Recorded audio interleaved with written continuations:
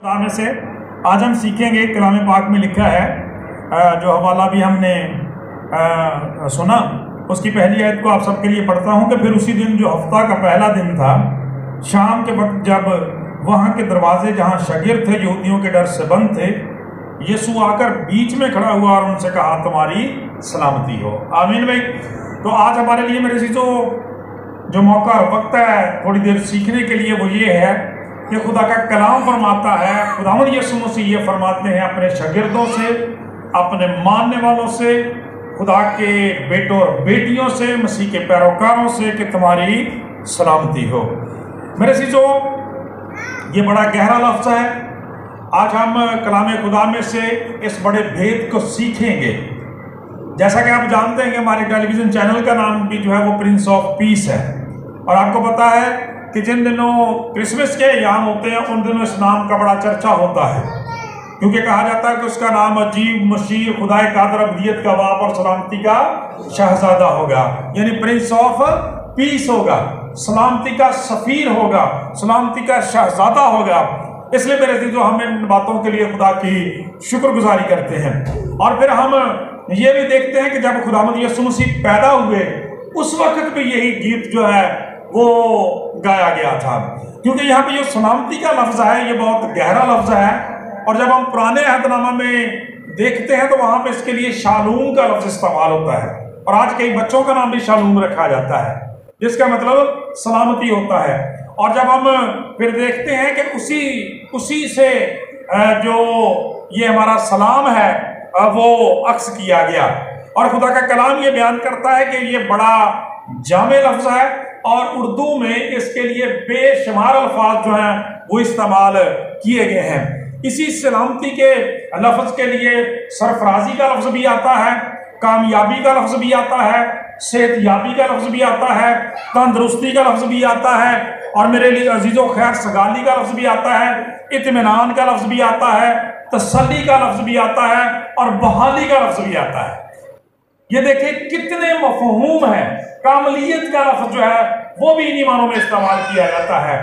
लेकिन मेरे चीज़ों यहाँ पर जो आज तखसीसी बात हम कलाम खुदा में से वो सीखते हैं वो ये है कि खुदावंद यीशु मसीह के अल्फाज किसी आम शख्स की तरह से या उस शख्स की तरह से नहीं है जो दूसरे के लिए सलामती की दुआ कर सकता है या सलामती की दुआ दे सकता है। जिस तरह से हम एक दूसरे के लिए सलामती चाहते हैं, सलामती की दुआ करते हैं, इन मानों में नहीं है, बल्कि खुदा का कलाम कहता है वो बजाते खुद सलामती है। उसके बारे में लिखा है वो सलामती का शहजादा है। लिहाजा खुदा का कलाम ये बयान करता है कि जिस जिंदगी के अंदर, जिस खानदान के अंदर, जिस कलीसिया के अंदर खुदा का कलाम ये बयान करता है खुदा का बेटा आ जाता है, प्रिंस ऑफ पीस आ जाता है, वहां पर सलामती और अमन आ जाता है। आपको पता ही है कि जब खुदावंद यीशु मसीह पैदा हुए, चरवाहों को जब मैसेज दिया गया, फरिश्ता उन पर ज़ाहिर हुआ तो वो डर गए, और वहां पे ही लफ्ज़ इस्तेमाल किया। फरिश्ते ने कहा डरो मत। क्या कहा भाई? डरो मत, बल्कि मैं तुम्हें बड़ी खुशी की बशारत देता हूं। और ये लफ्ज़ जो है, सलाम का लफ्ज़ जो है, ये खुशी के लिए भी इस्तेमाल होता है, क्योंकि खुदा का खादम बयान करता है, कलाम बयान करता है कि जब हम इस लफ्ज़ को देखते हैं सलाम को, तो इसका यूनानी ज़बान के अंदर जो लफ्ज़ वो खुशी मनाओ भी है, और हम बिलाशुबा खुशी मनाते हैं जब खुदावंद यीशु मसीह मुर्दों में से जिंदा हुए हैं। मेरे चीज़ों खुदा का कलाम ये बयान करता है, मैंने कहा डरो मत, बल्कि मैं तुम्हें बड़ी खुशी की, खैर सगाली की, सलामती की खबर देने आया हूँ कि आज तुम्हारे लिए दाऊद के शहर में एक मुनज्जी नजात दहिंदा पैदा हुआ है। यूएस सलामती का मतलब नजात भी है। सो खुदा का कलाम ये बयान करता है कि बड़ा जामे और कामल लफ्ज़ है जिसके अंदर हमारी मुकम्मल तौर पर सेहतयाबी, तंदुरुस्ती, सरफराजी और ज़िंदगी पाई जाती है। मेरे चीज़ों इसीलिए खुदा का कलाम बयान करता है कि फरिश्तों ने खुदावंद यीशु मसीह की पैदाइश पर यह गीत गाया था कि आलमे बाला पर खुदा की तमजीद हो और ज़मीन पर जिन आदमियों में से वो राजी है सुलह। तो ये लफ्ज़ जो है ये पीस के लिए, सुलह के लिए भी इस्तेमाल होता है। ज़रा देखें, यानी ये एक लफ्ज़ की डायमेंशंस कितनी हैं, इसके पहलू कितने हैं, कितनी बातें इसके अंदर आती हैं, और जितनी बातें इस लफ्ज़ के अंदर हैं खुदा की शुक्रगुजारी करते हैं कि वो जो अल्फा और ओमेगा है, वो जो इब्तदा और इंतहा है, वो ये सारा कुछ करने की कुदरत रखता है। आज खुदा का कलाम ये बयान करता है कि जब हम इस हवाले को पढ़ते हैं, यहाँ पे जब खुदा यीशु मसीह उनसे कहते हैं तुम्हारी सलामती हो, तो मेरे अजीजों इसका मतलब हमें पता कलाम मुकद्दस में से जब हम पढ़ते हैं तो हमें पता चलता है कि बेसिकली खुदावंद यीशु मसीह ने यहाँ पे आके कंफर्मेशन कर दी है, यकीन दहानी कर दी है उस सलामती की, उस अमन की, उस खैर सगाली की मेरे अजीजों जो खुदावंद यीशु मसीह के साथ मशरूत और मजबूत है।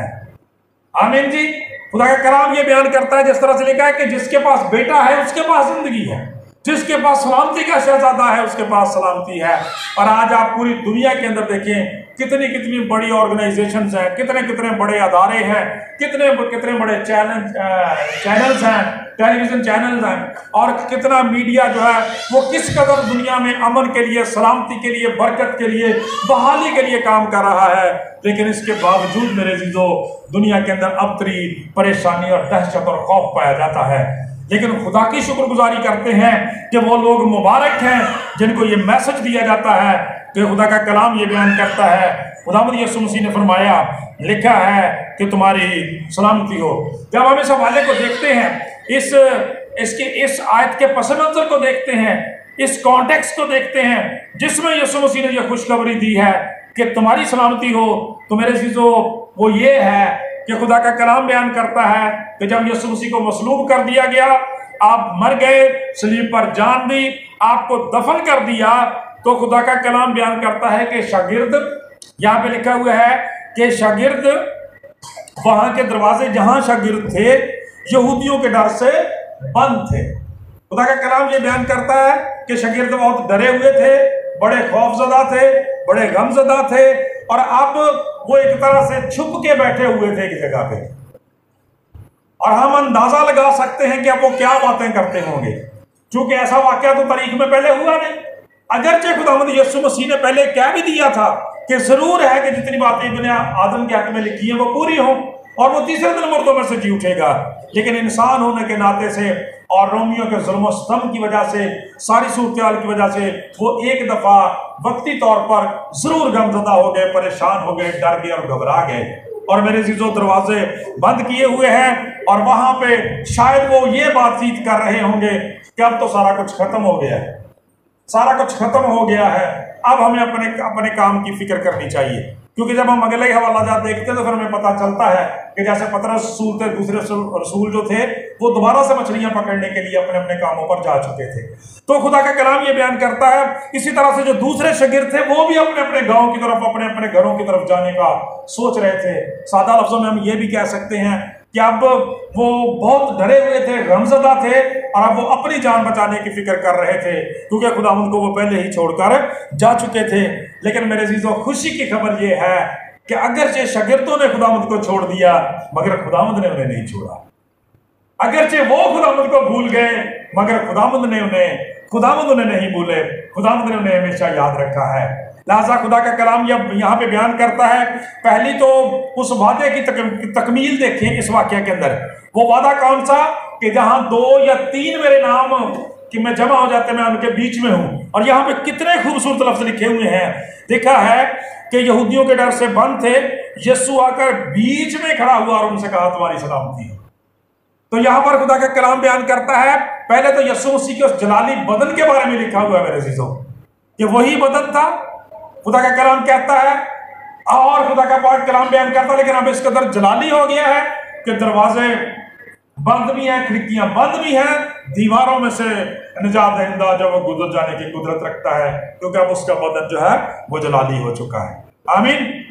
और इसका मतलब ये है मेरे अजीजों कि हमारे ईमान में, हमारे खानदान में, हमारी जिंदगियों में जो भी रुकावटें हैं, मुश्किलात हैं मसीह तक आने की, जब हम मसीह के नाम में जमा होते हैं तो वो सारी रुकावटें दूर हो जाती हैं।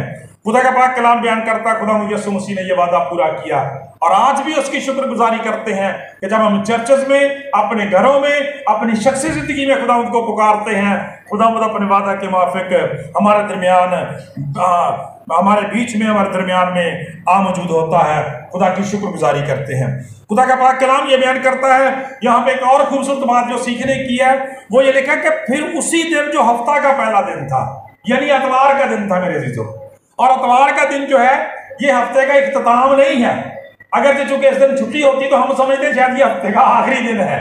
बेसिकली ये हफ्ते का आखिरी दिन नहीं है। वीकेंड जो बनता है वो हफ्ता ही बनता है, ठीक है।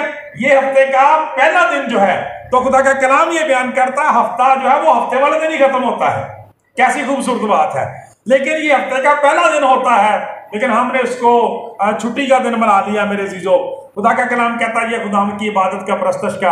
और यहाँ पे जो लोग कई दफा हमसे सवाल करते हैं कि इतवार के दिन आप इबादत क्यों करते हैं, तो यहाँ पे देखें यीशु मसीह ने कन्फर्म कर दिया उस दिन आके। खुदा का पाक कलाम बयान कर दिया, तस्दीक कर दी इस बात की कि वो हफ्ता के पहले दिन जमा थे और पहले दिन ही खुदा यीशु मसीह वहां पर जो है वो खुदा का पाक कलाम ये बयान करता है वहां पे विराजमान हुए। और फिर आगे जब बुजुर्ग तूमा इनके साथ होते हैं वहां पर भी ऐसे लिखा 8 रोज के बाद, यानी फिर इसी दिन। और खुदा का कलाम बयान करता है कलीसिया हफ्ता के पहला दिन ही यानी इतवार के दिन ही खुदा के हुजूर इकट्ठी होती, इबादत, परस्तश और शुक्रगुजारी करते थे। लिहाजा खुदा की शुक्रगुजारी करते हैं कि पहला दिन जो है वो नई जिंदगी का, नई शुरुआत का, नए आगाज का, खुदावंद की फतह याबी का दिन है। अच्छा, यहाँ पे चलते चलते एक जबरदस्त बात आपको बताऊं कि आप कलाम मुकद्दस में देखें तो खुदा ने अपनी पैदाइश का जो यहाँ पे आगाज है वो भी इसी दिन से किया है। हफ्ते वाले दिन तो कमल किया ना, तो इसी दिन से इसका मतलब है कि खुदा जो अपनी तख्लीकात का काम जो है वो शुरू करता है पैदाइश की किताब के अंदर। सो खुदा की शुक्रगुजारी करते हैं कि जब खुदा का बेटा पहले दिन जो खुदा का पाक कलाम बयान करता शागिर्दों पर ज़ाहिर हुआ और उनके लिए मैसेज आया तुम्हारी सलामती हो।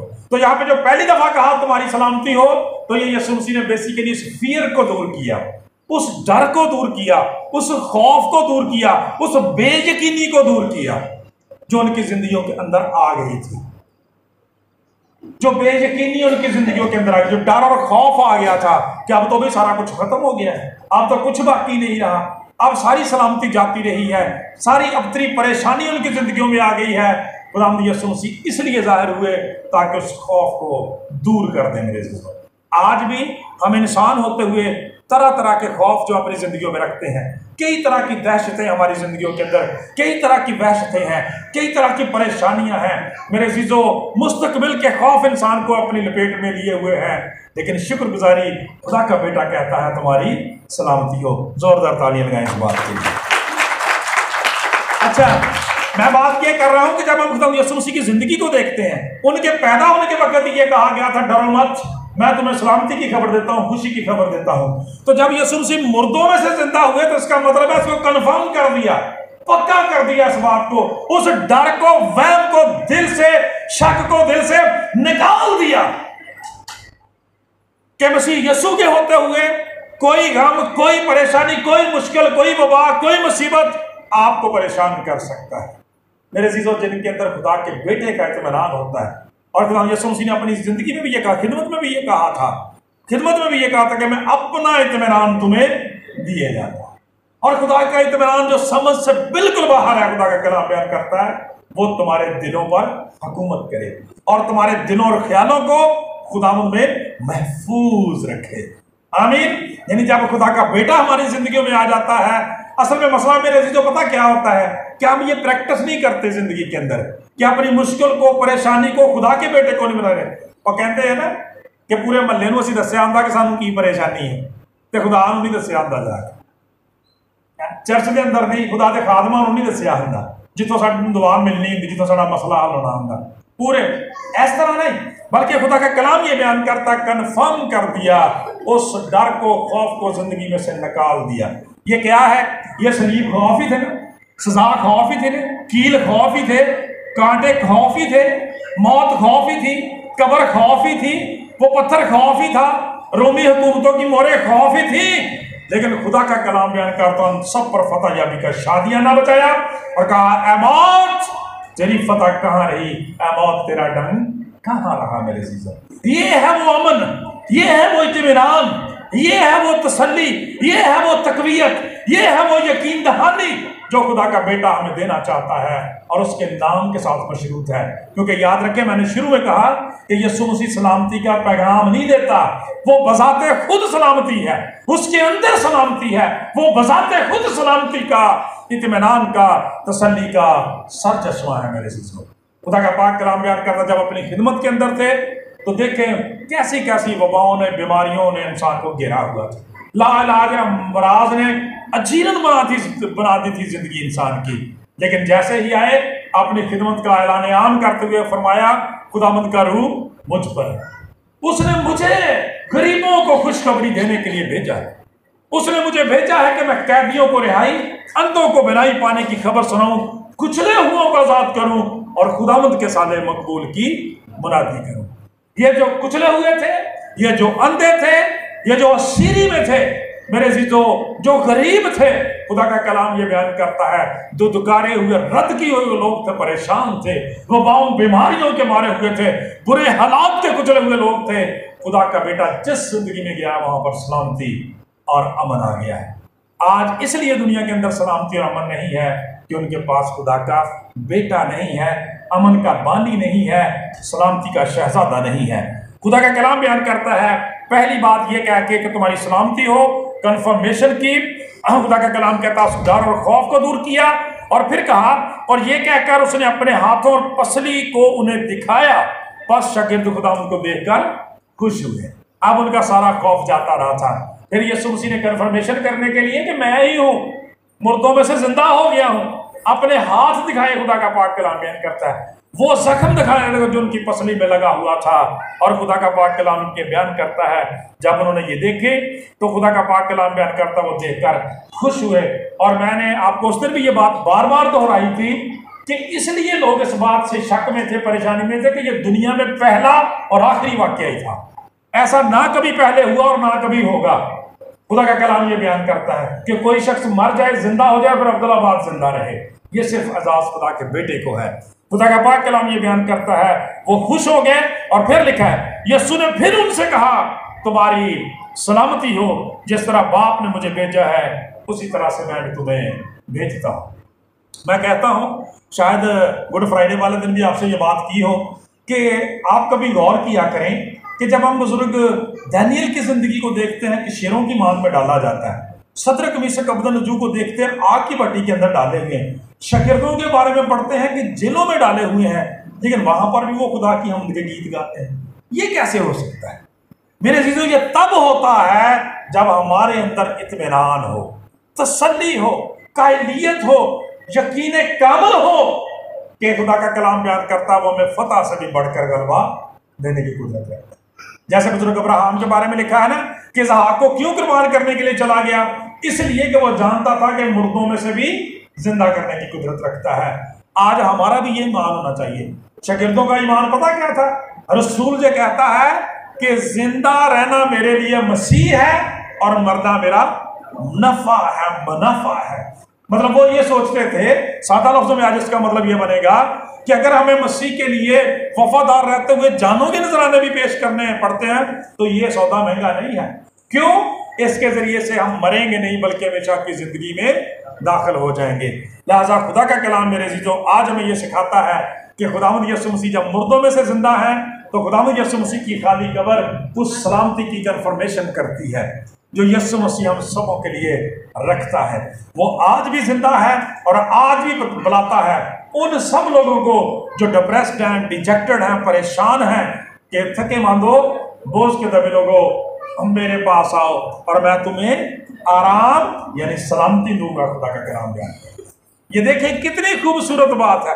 सारी बाइबल जो है वो खुदा के बेटे के इस कलाम और पैगाम से भरी हुई है। वही फरमाता है, मांगो तो तुम्हें दिया जाएगा, ढूंढो तो पाओगे, दरवाजा खटखटाओ तो तुम्हारे वास्ते खोला जाएगा। तो खुदा का पाक कलाम ये बयान करता है मेरे अजीजों, इसलिए जरा गौर करें कि यही शागिर्द जब डरे हुए थे, इतने डरे हुए कि दरवाजे भी उन्होंने बंद कर लिए हैं, बाद में क्या हो गया? खुदा का पाक कलाम बयान करता है यही जो है इतने दलेर हो गए, खुदा का पाक कलाम सुनाने लग गए। और उसका जरिया क्या बना? खुदा यीशु मसीह ने फरमाया रूहुल कुद्स लो। जब रूहुल कुद्स नाज़िल हो गया, इन्हीं शागिर्दों के अंदर इतनी दिलेरी आ गई, इतनी कुव्वत आ गई, इतना जोर आ गया कि वो बहादुर बन गए। और खुदा का पाक कलाम बयान करता है, मुझे दानियल की तरह से, सदरक मिशक अब्दुन्नजू की तरह से, पतरस रसूल की तरह से खुदा का पाक कलाम बयान करता है वो सलीबों पर चढ़ने के लिए भी तैयार हो गए। क्यों? उनके अंदर इत्मीनान और तसल्ली आ गई। आज इंसान सारा कुछ रखते हुए भी इस वजह से परेशान है कि उसके अंदर तसल्ली और इत्मीनान नहीं है, उसके अंदर खुदा का बेटा नहीं है, और खुदा के रूह के वसीला से यह सलामती जो है वो हमेशा हमारी जिंदगी में ठहरती है। इसलिए ईद क़यामत मसीह का कलाम और पैगाम हमारे लिए ये है, अगर हम सलामती चाहते हैं, और यकीनन हम सलामती चाहते हैं, फिर खुदा के बेटे को जिंदगी में आने की दावत दें, क्योंकि जिसके पास बेटा है उसके पास जिंदगी है। खुदा मुझसे दुआ है इस कलाम के वसीला से हम सबको बड़ी बरकत। आइए भी हम